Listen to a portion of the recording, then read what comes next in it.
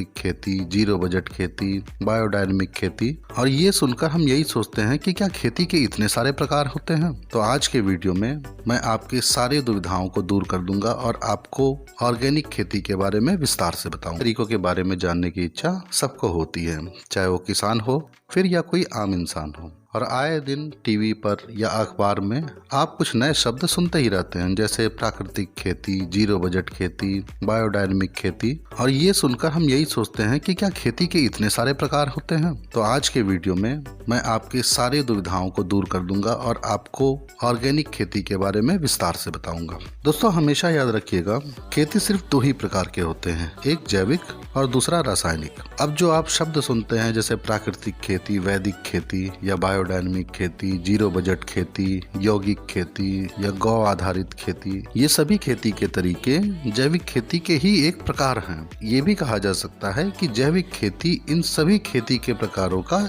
एक संगम है। दोस्तों खेती को दो ही मुख्य भागों में इसलिए बांटा गया है क्योंकि दो ही तरीके मुख्य होते हैं पौधे को पोषक तत्व देने के लिए। यानी पौधे को पोषक तत्व या तो आप रासायनिक विधि से दे सकते हैं या फिर आप जैविक विधि से दे सकते हैं। अब रासायनिक विधि में तत्वों को रिएक्शन कराकर पानी से या किसी अन्य चीज से उसको चार्ज स्थिति में उसके लाया जाता है, क्योंकि पौधा सिर्फ चार्ज स्थिति के ही तत्वों को ले सकता है, पौधा सीधे तत्वों को नहीं ले पाता। और जैविक खेती में ये काम जीवाणु करते हैं और इसीलिए ऑर्गेनिक खेती में जीवाणुओं का एक बहुत बड़ा योगदान है। तो आइए पहले उनके बारे में थोड़ा सा जान लेते हैं। दोस्तों जीवाणुओं को उनके गुण के हिसाब से बांटा गया है, जैसे नाइट्रोजन को चार्ज करने वाले जीवाणु, फास्फोरस को चार्ज करने वाले या पोटाश को चार्ज करने वाले या जिंक या अन्य तत्वों को चार्ज करने वाले। अब जो नाइट्रोजन को चार्ज अवस्था में बदलते हैं वे कुछ इस प्रकार होते हैं, जैसे राइजोबियम, साइनोबैक्टीरिया, एजोटोबैक्टर, एजोस्पिरिलियम और भी कई सारे नाम हैं जो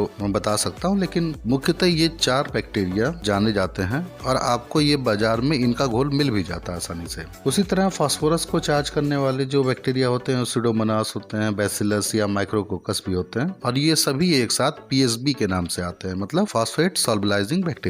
उसी तरह पोटाश को चार्ज करने के लिए पोटाश बैक्टीरिया काम करता है और जिंक को चार्ज करने के लिए ZSB आता है, मतलब जिंक सॉल्युबलाइजिंग बैक्टीरिया। यहाँ तक कि जैविक खेती में फफूंदी जनक रोगों के लिए भी कई सारे बैक्टीरिया इस्तेमाल में लाए जाते हैं, जैसे हे बैसिलस बैक्टीरिया पाउडरी मिल्ड्यू को रोकने के लिए इस्तेमाल किया जाता है। स्यूडोमोनास फ्लोरोसेंस और ट्राइकोडर्मा आपका बीज शोधन के लिए इस्तेमाल किया जाता है। और इतना ही नहीं, जैविक खेती में हम फफूंद भी इस्तेमाल करते हैं अपने फायदे के लिए, जैसे ब्यूवेरिया बेसियाना और मेटारेजियम। ये फफूंद कई सारे कीटों पर काफी अच्छा असर करते हैं, चाहे वो कीट छोटे हों, रस चूसक की कैटेगरी में आते हों या कोई बड़े कीट हों। और इसके अलावा भी बहुत सारे बैक्टीरिया हैं जो अलग अलग कामों के लिए अलग अलग उनका इस्तेमाल किया जाता है। जैसा कि आप सभी लोग जानते ही हैं कि प्रकृति ने हम सभी को कुछ स्पेशल गुण दिए हैं, जैसे नीम को कड़वापन दिया है, आम को मीठापन तो इमली को खट्टापन दिया है। और जैविक खेती का मुख्य सिद्धांत ही यही होता है कि इन गुणों को पहचानो और खेती में ऐसा इस्तेमाल करो कि जिससे खेती की गुणवत्ता और पैदावार दोनों अच्छे हों। और हमारे देश में जैविक खेती का मुख्य आधार गाय को माना जाता है।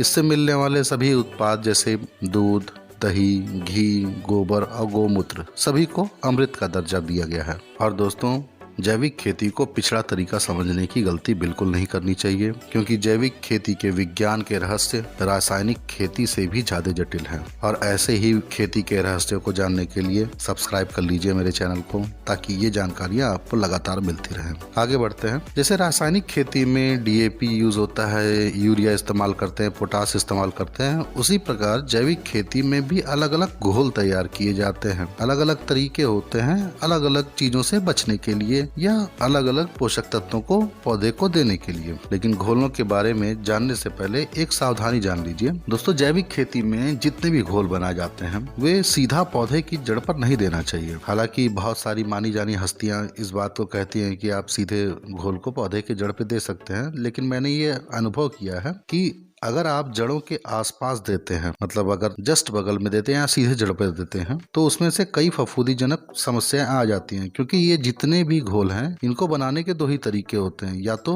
इसको सड़ाकर बनाया जाता है या तो इसको उबाल कर बनाया जाता है। उबाल कर बनाई गई दवाओं में वो दिक्कत उतना देखने को नहीं मिलता, लेकिन जो भी दवाएं सड़ा कर बनाई जाती हैं उसमें ये दिक्कत मुझे देखने को कई बार मिली है। ये कई सारी फफूंदी जो हमारे मित्र फफूंदी नहीं होती हैं या कई सारे बैक्टीरिया जो अच्छे नहीं होते हैं वे पौधों पे भी अटैक कर सकते हैं। तो ये चीज हमेशा ध्यान रखिए कि अगर आप जैविक खेती तुरंत अभी शुरू कर रहे हैं और आप अभी तक रासायनिक खेती कर रहे थे, तो आपको सामान्यतः जैविक घोलों को खेत के बीच में देना चाहिए जहां पौधे नहीं लगे हैं, या फिर मेड़ों के किनारे दे सकते हैं अगर पूरी फसल लगी हुई है। और सबसे अच्छा तरीका होता है कि इनको पानी चलाते समय देना चाहिए। अगर पानी चलाते समय आप उस पानी में मिलाकर जैविक घोलों को देते हैं तो ये पूरे खेत में एक बराबर फैल जाते हैं। जैविक खेती में सबसे महत्वपूर्ण घोल होता है जीवामृत। इसमें कई सारे बैक्टीरिया पाए जाते हैं, जैसे एजोस्प्रिलियम, पीएसबी, सुडोमोनास, ट्राइकोडर्मा और कई सारे असंख्य बैक्टीरिया होते हैं जो इसमें पाए जाते हैं। इसमें इसके साथ एनपीके की भी कुछ मात्रा होती है और कई सूक्ष्म पोषक तत्व भी होते हैं। और इसका सबसे अच्छा परिणाम सिंचाई के साथ ही मिलता है। हालांकि इसका आप स्प्रे भी पौधे पे कर सकते हैं, लेकिन शुरुआत में आपको इसकी मात्रा कम ही रखनी चाहिए। जैसे मान लीजिए आप अगर एक टंकी ले रहे हैं तो उसमें बड़े पौधों के लिए 200 ml और छोटे पौधों के लिए लगभग 50 ml प्रति टंकी इस्तेमाल करना चाहिए नर्सरी पर। दोस्तों, जैविक दवाओं की एक खासियत होती है कि समय के साथ लगातार जैसे आप इसका इस्तेमाल करते हैं तो पौधा इनके हिसाब से ढल जाता है, और एक बार ये पौधा इनके हिसाब से ढल जाता है तो आप ये मात्रा धीरे धीरे बढ़ा भी सकते हैं। अब जीवामृत की तरह ही मिट्टी की ताकत बढ़ाने के लिए और भी कई सारे घोल हैं जो इस्तेमाल किए जा सकते हैं, जैसे संजीवक, घन जीवामृत, पंचगव्य, समृद्ध पंचगव्य, समृद्ध अमृत घोल या अमृत पानी। ये जितने भी तरीके होते हैं इन सभी में एक मुख्य काम किया जाता है, वो होता है जीवाणुओं की संख्या को बढ़ाना। जैविक खेती में जीवाणुओं की संख्या को बढ़ाने पे इतना महत्व इसलिए दिया जाता है क्योंकि जीवाणु ही मुख्य आधार होते हैं मिट्टी को सजीव बनाने के लिए। अब ये जीवाणु पौधे से एक तालमेल बना लेते हैं। तालमेल मतलब ये जीवाणु पौधे के जड़ों के इर्द गिर्द होकर पौधे से खाना लेते हैं और एक तरीके से पौधे को खाना देते हैं। ये आपसी लेन देन की जो प्रक्रिया होती है, इसी को जितना आप अच्छा बना लिए जैविक खेती में उतना ही अच्छा आपका पौधा चलता है। क्योंकि एक बार अगर मान अच्छे बैक्टीरिया आपकी जड़ों के आसपास उन्होंने अपनी एक परत बना ली, तो फिर वो किसी खराब बैक्टीरिया या दूसरे किसी फफूंद को या किसी और चीज को जड़ों के आसपास नहीं आने देते हैं। तो ये मिट्टी में से जो खनिज पदार्थ होते हैं उसको ये खोदने का काम करते हैं। एक तरीके से आप कह सकते हैं कि पौधे की जड़ों को पोषक तत्व पहुंचाने का सबसे अच्छा और सबसे बेहतरीन तरीके से काम ये जीवाणु ही करते हैं। और ये प्रकृति का जो संतुलन पौधे और जीवाणु के बीच में बनता है, अगर ये आपने स्थापित कर लिया तो आप कोई भी खेती करिए, आपकी खेती सफल होनी ही होनी है। पौधा अपने आप में इतना शक्तिशाली हो जाता है, रोग से प्रतिरोधक हो जाता है कि उसमें ना तो किसी दवाई की जरूरत पड़ती है और ना ही किसी दुआ की जरूरत पड़ती है। अब जानते हैं जैविक कीटनाशक और फफूंदीनाशक के बारे में।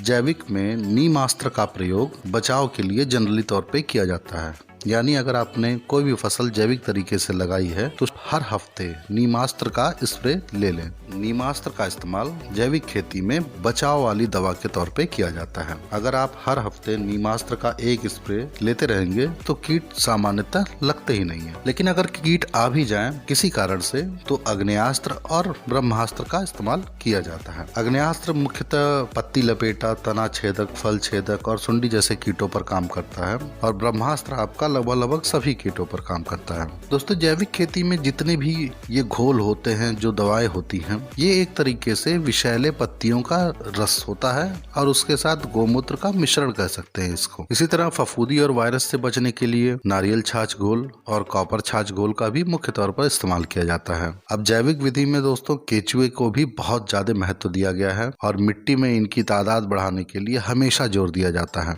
गोबर की खाद भी डालने का मुख्य कारण केचुआ ही होता है, क्योंकि गोबर एक चुंबक की तरह काम करता है आसपास की मिट्टी में से केचुओं को अपने तरफ खींचने के लिए। और गोबर की खाद में भी केचुए की मात्रा अच्छी होती है। दोस्तों, केचुआ मिट्टी को भुरभुरा करता है और हर दिन में अपने वजन के बराबर कच्चा ऑर्गेनिक पदार्थ खाकर लगभग 1/4 खाद तैयार कर देता है। यानी सीधी भाषा में अगर समझे तो 4 किलो केचुआ रोज 1 किलो खाद तैयार कर देता है, और इसलिए इसे जैविक खाद बनाने वाला प्राकृतिक कारखाना भी कहते हैं। इसके अलावा जैविक खेती में फसल अवशेष और हरी खादों का भी बहुत ज्यादा इस्तेमाल किया जाता है, जिससे मिट्टी में कार्बनिक तत्वों की मात्रा बढ़ती है, जीवाणु इसको तोड़ते हैं और पौधे को पोषक तत्व देते हैं। इसके अलावा भी कई विधियां हैं, जैसे NADEP compost, phospho compost, normal compost या वर्मी कंपोस्ट। इन तरीकों से भी खादों को सड़ाकर बनाया जाता है। दोस्तों, जैविक खेती रासायनिक खेती से सस्ती होती है, अच्छी होती है, लेकिन आसान बिल्कुल नहीं होती। अभी तक मैंने आपको जितने भी रसायन बताए हैं, अगर आपने इनको आज तक नहीं बनाया है तो शुरुआत में इनको बनाते समय जो गंध आती है उससे एक आम इंसान को परेशानी होना तय है। अगर आपको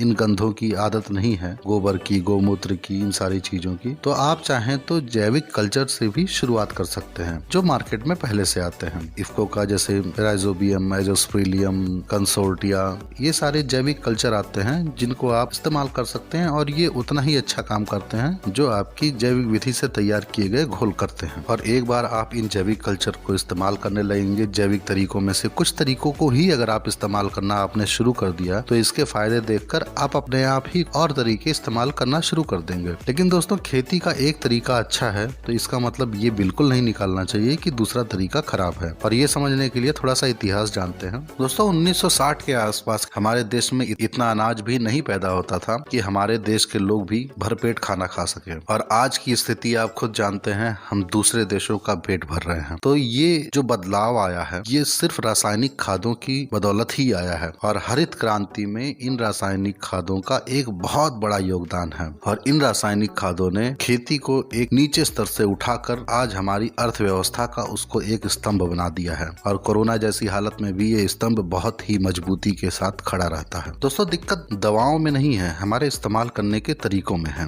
जैसे उदाहरण के तौर पर अगर आप अंतिम में जब फसल पकने वाली है तब सिस्टमिक कीटनाशक या सिस्टमिक फफूंदी नाशक का इस्तेमाल करते हैं तो आपकी फसल में उसका अंश आना तय है। तो इस तरह की गलतियां अगर हम ना करें तो फसलों में जहर थोड़े मात्रा में जाएगा। और मैंने दोनों तरीकों को खुद इस्तेमाल किया है। अब कुछ लोग इसको कहते हैं कि नहीं, सारे लोगों को जैविक विधि से ही खेती करनी चाहिए। दोस्तों, जैविक विधि से खेती करने का मतलब एक उदाहरण से समझिए कि आपके पास कार है लेकिन आप धूप में ही चलकर जा रहे हैं अपने ऑफिस। क्यों? क्योंकि आपको सेहत बनानी है, और ये चीज हर किसी के लिए संभव नहीं है। हर कोई अपनी सेहत बनाने के लिए कार को छोड़कर पैदल नहीं जाएगा। लेकिन हाँ, ये जरूर संभव है कि हम जैविक और रासायनिक विधि को मिलाकर कुछ ऐसा कॉम्बिनेशन, कुछ इस प्रकार से नया विधि कुछ तैयार करें जिसमें हमारे पौधों की गुणवत्ता भी बनी रहे, जो हमारे उत्पाद है उनकी भी गुणवत्ता बनी रहे, और मिट्टी की भी हमारी गुणवत्ता बनी रहे। और इसका एक छोटा सा तरीका मैंने खोजा है, हालांकि मुझे नहीं पता कि ये कितना सफल है या नहीं सफल है, लेकिन ये एक मेरा अनुभव है तो मैं आप लोग के साथ इसे शेयर करना चाहता हूँ। दोस्तों, मैंने कई फसलों में ट्राई किया है कि अगर आप मिट्टी में जैविक तरीके से खाद दीजिए और रासायनिक खादों को सिर्फ आप स्प्रे के तौर पे इस्तेमाल कीजिए तो एक इसका काफी अच्छा रिजल्ट देखने को मिलता है।